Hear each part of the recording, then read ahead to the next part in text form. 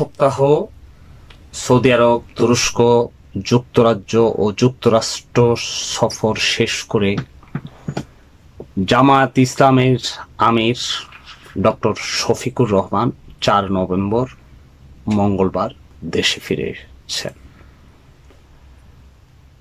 এই সফর প্রায় 15 দিনের এই সফর ঠিক নির্বাচনের আগে আগে কেন, সেটি নিয়ে একটু আলোচনা করতে চাই। আমার কাছে বিভিন্ন মাধ্যমে যে খবর এসছে, মূলত 3টি কারণ সামনে রেখে এই সফরটি করেছেন মাওলানা ডক্টর শফিকুর রহমান। জানিয়ে রাখি অনুষ্ঠানে আজকে সেটাই জানাবো বন্ধুরা। যুক্তরাষ্ট্র যুক্তরাজ্যের এই সফরে ইসলামী দেশগুলো বাদে, তুরস্ক সৌদি আরব বাদে, সবচেয়ে গুরুত্ব দেয়া হয়েছে যুক্তরাষ্ট্র যুক্তরাজ্যের এই সফরকে ঘিরে। সেখানে ডক্টর শফিকুর রহমান দেশটির রাষ্ট্রীয় কর্মকর্তাদের সঙ্গে বৈঠক করেছেন। সেই বৈঠকে মূলত দুটি ব্যাপারকে, আন্তর্জাতিক পর্যায়ে দুটি ব্যাপারকে তিনি গুরুত্ব দিয়েছেন এবং সেগুলো নিয়েই যুক্তরাজ্য ও যুক্তরাষ্ট্রের বিভিন্ন কর্মকর্তাদের সঙ্গে, সরকারি বেসরকারি কর্মকর্তাদের সঙ্গে যাদের সঙ্গে বসছেন, সেখানে মূলত দুটি বিষয় নিয়ে তিনি আলোচনা করতে চেয়েছেন। প্রথমত, তার দাবি, আন্তর্জাতিক বিশেষ করে পশ্চিমা শক্তির কাছে, আমেরিকার কাছে তার দাবি, আওয়ামী লীগকে বাইরে রেখে ত্রয়োদশ জাতীয় সংসদ নির্বাচন করার একটি প্রস্তাব তাদের কাছে দিয়েছেন তিনি। কেন এই প্রস্তাবটি দিয়েছেন বা কিভাবে ইমপ্লিমেন্টেশন করবেন, সেই ধরনের একটি পরামর্শ ডক্টর শফিকুর রহমানের কাছ থেকে বিভিন্ন মাধ্যমে আমেরিকার সরকারের নীতি নির্ধারকদের কাছে তিনি জানিয়েছেন। এই প্রসঙ্গে বেশ কিছু লবিস্ট ফার্মের সঙ্গেও যোগাযোগ করে এসছেন তিনি, এমনটিও জানা গেছে। কারণ নির্বাচনের বাইরে আওয়ামী লীগকে রাখতে না পারলে অনেক হিসেব নিকেশই পাল্টে যাবে। এটি জামাত যেমন মনে করে, বিএনপি যেমন মনে করে, 5 আগস্ট পরবর্তী পরিস্থিতিতে জুলাই আন্দোলনের পক্ষের শক্তিগুলো সেটি মনে করে।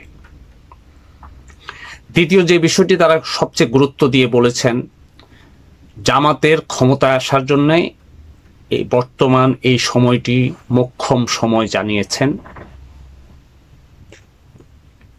এই বাংলাদেশের কে অনেকখানি নিয়ন্ত্রণ করা পশ্চিমা দেশ আমেরিকাকে। তাই আমেরিকার সহযোগিতা, সমর্থন, পরামর্শ চেয়ে এসছেন ডক্টর শফিকুর রহমান। আওয়ামী লীগ ও বিএনপির পরামর্শে এরকমও বলা হয়েছে, আওয়ামী লীগ ও বিএনপির রাষ্ট্র ক্ষমতায় এসেছে, স্বাধীনতার 53 বছর পেরিয়ে গেলেও ক্ষমতার বাইরে থাকতে হয়েছে একমাত্র জামায়াতকে।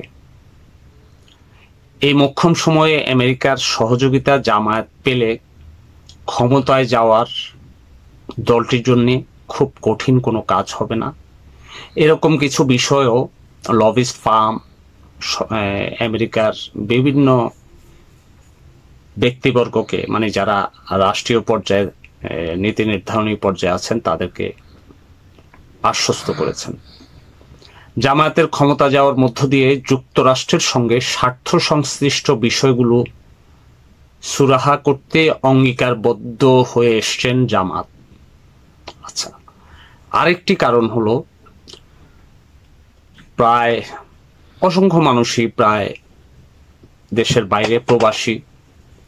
তিনি যুক্তরাষ্ট্র প্রবাসী, যুক্তরাজ্য প্রবাসী, সৌদি আরব প্রবাসী এবং তুরস্কতে যারা আছেন প্রবাসীদের সঙ্গে বৈঠক করে জামায়াতের জন্য আসন্ন ত্রয়োদশ জাতীয় সংসদ নির্বাচনে জামায়াতের জন্য অফলাইন ও অনলাইনে প্রচারণায় অংশ নিতে প্রবাসী বাঙালিদের সঙ্গে বাংলাদেশিদের সঙ্গে বসে তিনি তাদের সহযোগিতা চেয়েছেন, প্রবাসীদের প্রচারণায় অংশ নিতে আহ্বান জানিয়েছেন।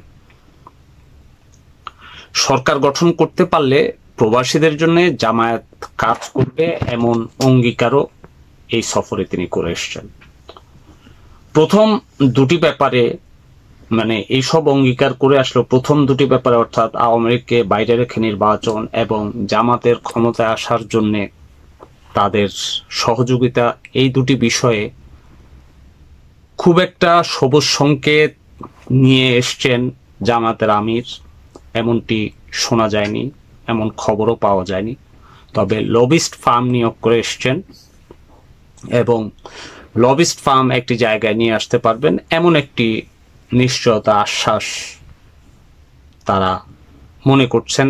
এবং আপনারা জানেন উনি দেশে ফিরেই বিমানবন্দরে সংক্ষিপ্ত একটি প্রেস ব্রিফিংয়ে বলেছেন আওয়ামী লীগকে নির্বাচনে অংশগ্রহণের কোনো সুযোগ নেই, এমন একটি দাবি তিনি করেছেন।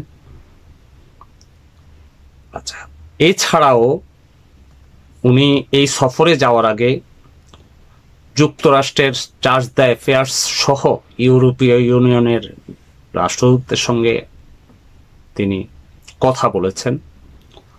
অনেকখানি বেশি দূর না গেলেও মাঝামাঝি পর্যায়ে বা তাদের পরামর্শে বেসিক্যালি 15 দিনের এই সফর তিনি সেরে এসছেন।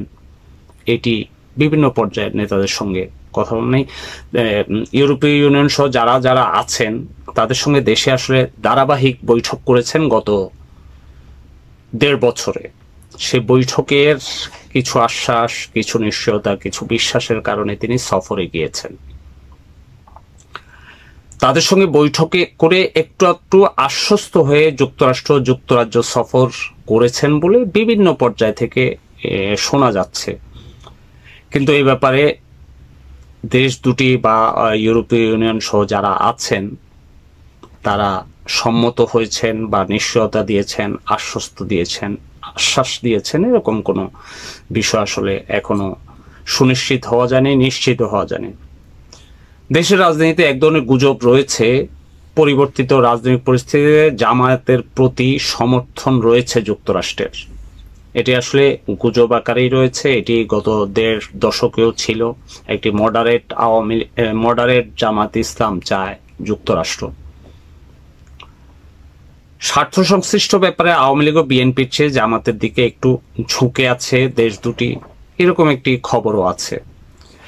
জামায়াতকে দিয়ে দেশে অস্থিরতা সৃষ্টি করে শক্ত ঘাঁটি গেড়ে বসতে চায় যুক্তরাষ্ট্র, সেটি অনেক আগ থেকে, অনেক আগের খবর।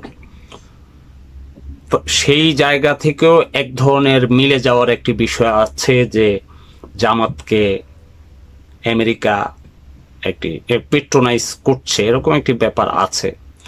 তবে জনসমর্থিত দল আওয়ামী লীগ ও বিএনপিকে বাইরে রেখে জামায়াতের উপর নির্ভরতা বাড়িয়ে তাদের, বিশেষ করে যুক্তরাষ্ট্রের সুপরিকল্পনা কতটা এগিয়ে যাবে সেটি তাদের বিচার বিশ্লেষণে রয়েছে।